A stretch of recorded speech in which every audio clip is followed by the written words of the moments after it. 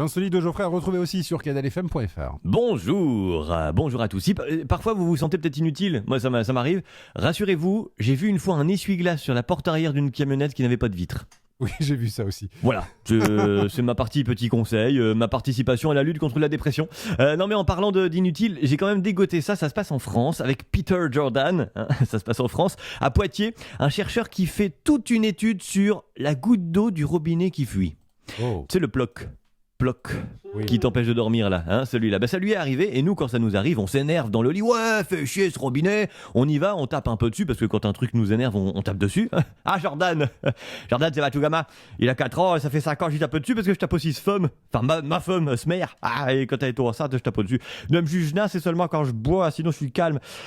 Je trop de temps dans le Nord, je pense. Bref, on tape sur le robinet un peu pour régler le problème, et puis on se recouche, voilà, et puis ça recommence évidemment, puisque taper dessus n'a rien réglé, alors on finit par mettre des boules caisses, et puis c'est fini, on a réglé le problème. Mais lui non, il est chercheur au CNRS, notre ami Peter Jordan, alors quand il entend la goutte d'eau, ploc, il réfléchit au problème, scientifiquement parlant, au point de lancer une étude pour étudier la chute de la goutte d'eau, puis son impact à la surface de l'eau que ça a créé dans le fond du lavabo, puis la création de la bulle d'air occasionnée, tu comprends, ainsi que le bruit émis à la par la bulle d'air susmentionnée.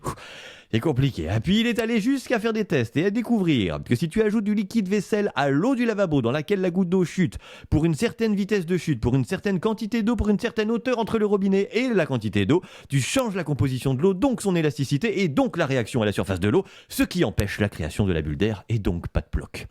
Sinon, t'as essayé de changer le joint ou de fermer le robinet, voir un peu si ça pouvait régler le problème, c'est plus simple, hein, c'est tordu comme raisonnement, c'est un homme qui a l'esprit féminin.